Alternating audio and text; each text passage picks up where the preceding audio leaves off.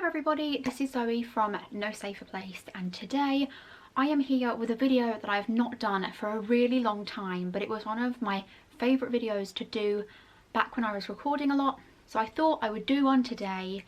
It is a recap of all the books I read in a month, and for January I read 7 books, which may not seem a lot to some people, may seem loads to others, but for me that is really good progress because in December I think I read 0, so yeah, I read 7 books. I can't wait to tell you what I read because some of them were amazing. Actually all of them were like a 4-star, a 5 or above, which is pretty good going. And we've got a real mix of books here, so let's get reviewing.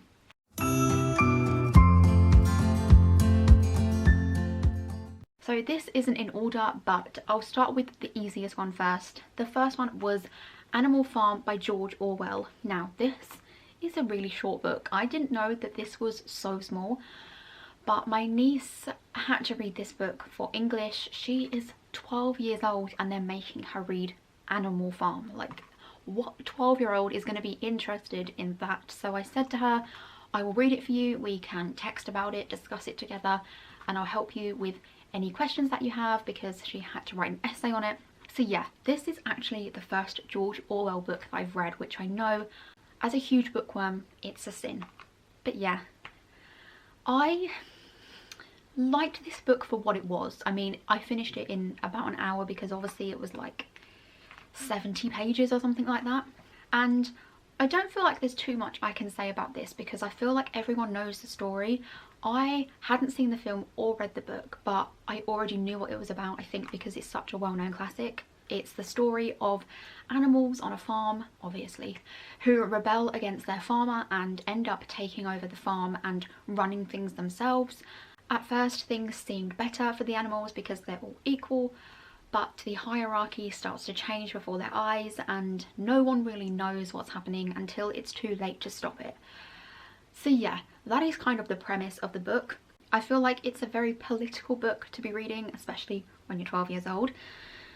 But yeah, I didn't mind it. It was much better than I was expecting. I think I've read a lot of classics where I felt like they were overhyped and not as good as I was expecting, but this one actually exceeded my expectations. So yeah, if you're wanting a quick book, and I mean a quick book, Animal Farm is definitely a good one. The next book I read was Quicksand. Now this is a series on Netflix which I actually watched first, and I was so in love with it that I thought, right, I'm gonna have to get the book and read it because it is amazing. And this is a strange one because usually there's so much more detail and context in a book than the TV series, but I actually felt like the TV series was so much more descriptive and went into so much more detail than the book did. And it was actually pretty accurate. There was only a few things in the book that translated differently onto the screen, and I felt like the book was actually easier to get into because the series is in Swedish and I don't like watching dubbed things, so I was reading it subtitled in Swedish, which I find a lot harder to get into because you can't take a break from watching it because you can miss what's happening because you have to be reading it all the time. But yeah, it's about a girl. It starts with her being on trial for murder, and we find out that she was involved in a mass shooting at her school with her now dead boyfriend Sebastian. So from what we know, they went into school together, multiple people were killed, Sebastian ended up being killed, and it's kind of unfolding what happened, her trial, and finding out if she is guilty of murdering 2 people. Now it seems pretty black and white that if you shoot someone then you're going to prison, but this story had so much more underneath. She has only just turned 18 years old. Sebastian wasn't the nicest person. There was a lot going on with them. We find out a lot about their relationship and how that could have affected her actions. And I would say if you are triggered by abuse, any kind of abuse, I wouldn't read this book because it is pretty heavy, and the TV series is even heavier, so it's amazing and one of my favourite things I've watched and read in a long time, but it is very heavy. So yeah, that is Quicksand. Would highly recommend. The next one is A Vow So Bold and Deadly. I have literally just finished reviewing this on my channel. I just did a 30-minute ranty review on how much I loved it, so that will probably be up before this one goes up. But yeah, this is the third book in the Cursebreaker series. It is a retelling of Beauty and the Beast. The first one was like that, but the next two kind of go off on their own little tangent, and it's amazing. I don't want to say too much about the third one because if you haven't read the first two, I don't want to spoil it. I do have a review for the first one, which I will link below if you want to check that out, because that is spoiler free. But it's a Beauty and the Beast retelling.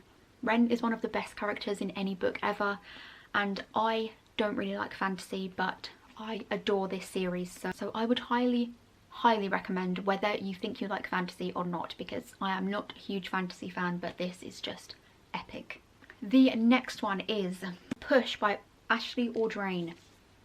This book, whenever I go shopping, I always pick up a book from the supermarket. So whatever one is cheap and looks like a thriller or a crime series, I will pick up. So this was £6 from Sainsbury's, and I wasn't really expecting much. I usually like books like this, so I'll give it a go. Probably one of the most disturbing books I have ever read, but also one of my favourite books I've ever read.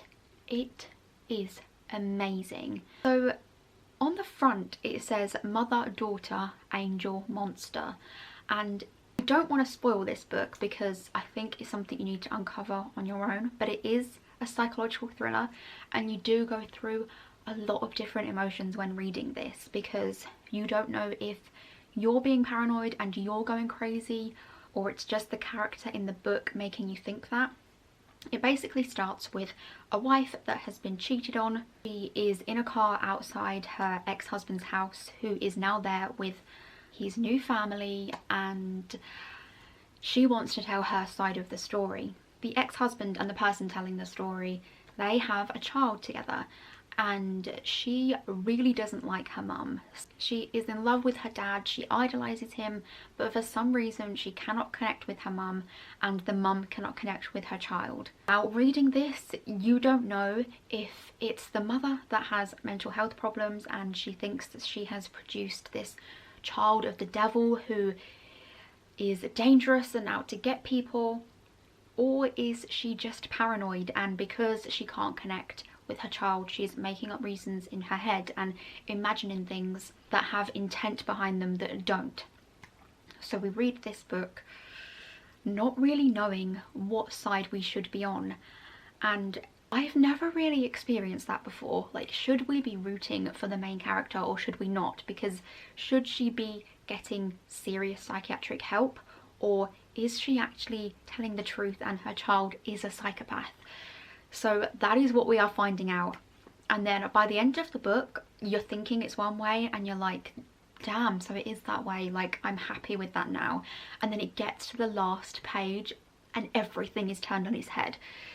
So yeah, it's wild, and I would highly recommend. But again, if you're triggered by abuse or abortion or miscarriage, I would not read this book, because again, like Quicksand, it is really heavy, and the Push gives a lot of detail. It goes into a lot of graphic detail about certain things that happen. So if you are even slightly triggered, I wouldn't read this book, because I am a little bit triggered and I didn't know that going into the book that it would be as heavy as it was, and I did actually have to stop a few times and put the book down because it is intense. But I am so excited for what this author does next, because she is insanely good, and this was one of my favourite books I've ever read. The next one is 13 Stories by Jonathan Sims. I saw an advert for this on Facebook and I was like, this sounds amazing. I need this in my life.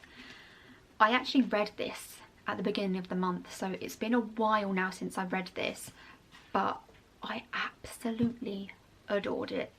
It is crazy on so many levels. You don't know what to believe, you don't know who to trust. It is basically a dinner party held by this really prestigious man. He is super rich, super famous, but the past few years he's been a real recluse, and he lives at the top of a block of flats in the penthouse, And there's two sides to this building. The first side is where the wealthy people live, the side that is shown to the world as this amazing place where all the celebrities live and it's really luxurious and plush. And then there's a back entrance for some of the poorest people in this area. And then one day they all get a letter from the guy at the top of the penthouse inviting them for this luxurious dinner party. And they don't know this billionaire, but he seems to know them, and he's inviting them to this dinner party for a reason. Some of them are from the rich side and some of them are from the poor side, and by the end of the night the billionaire is dead and none of the guests will say what happened, how he died. It's all a mystery, and this book is uncovering what really happened. So each person that gets invited to this dinner party has a story, and each chapter is focusing on each individual person that was invited and why they got invited, and how all these stories start to connect, and the people that we thought didn't know each other end up having vital roles in other people's lives by the little things that they do. Now this sounds like a pretty normal book as I'm explaining it, but in actual fact this is a ghost story and it is pretty scary.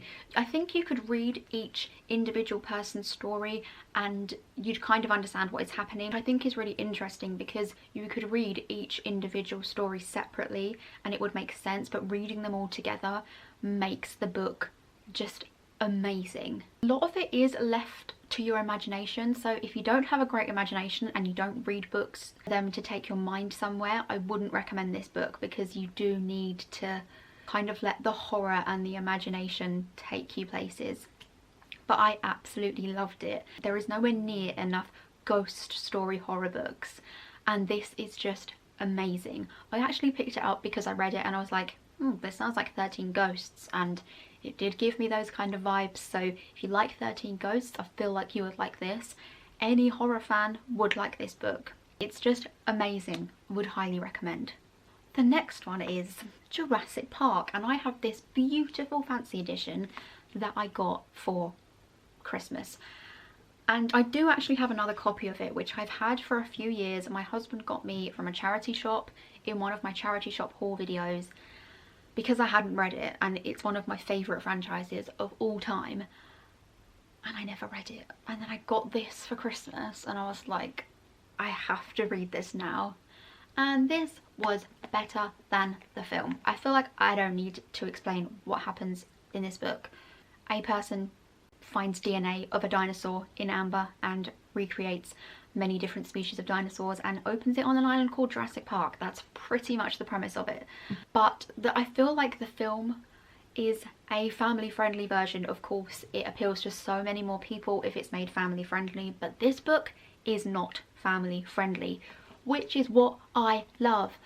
I feel like we need an adult dinosaur horror film now, because I need this in my life. I need this translated properly onto a TV screen with all the graphicness, all the gore, all the blood. Just give it to me, because it's amazing. And yeah, can I just show you this for a moment? Like, let me show you some of the pictures in here. How beautiful is that? And this book is just filled with beautiful illustrations like that. And yeah, I love it. And I didn't think I would prefer the book to the film, but I do. It is so much more adult, and I feel like I've grown out of the family friendly phase now and I want all the graphicness. So yeah, would highly recommend if you haven't read that and you're a fan of Jurassic Park or dinosaurs. And the last one is Dear Audience. Now this, I didn't know whether to include this because it's not a reading book as such. It is basically a book filled with pictures, but I read it. It has a few letters in there from stagey people and I absolutely loved it. Yeah, Dear Audience is basically a coffee table book filled with tons of pictures of stagey and theatre people and letters talking about the arts and how much they want them to come back and how much they miss them, and it's just beautiful. And there is one picture that I really need to show you in here. Would it really be a video without Jamie Moscato? How beautiful is that? Yeah, it's just filled with all of my favourite people, and oh, it's just a breath of fresh air when you've not seen any theatre for a really long time. And yeah, I'm happy to support the arts in any way at the moment, and I know that this is supporting some of my favourite people. I'm not sure if they still have copies left, but I will leave a link below if you're interested in this. I think it has £10 off now as well. So yeah, Dear Audience is absolutely beautiful. And that is it. Those are all the books that I've read this month. I feel like I've had a really good month. I don't think February is going to be anywhere near as good as January's been, in terms of reading anyway. January itself has been pretty diabolical, hasn't it? But yeah, let me know what you've been reading. I would love to know your thoughts on any books you've read this month, or any of the books that I've read. If you've read them, let me know your thoughts. Let's get discussing things in the comments. If you like this video, don't forget to give it a like, comment, subscribe, all that usual good stuff. You can also turn on the notification bell to be notified when I upload new videos, which is usually every Tuesday and every Saturday. I hope you all have enjoyed this video. Let me know what you would like to see more of on my channel, and I hope to see you all again soon. Thank you. Bye.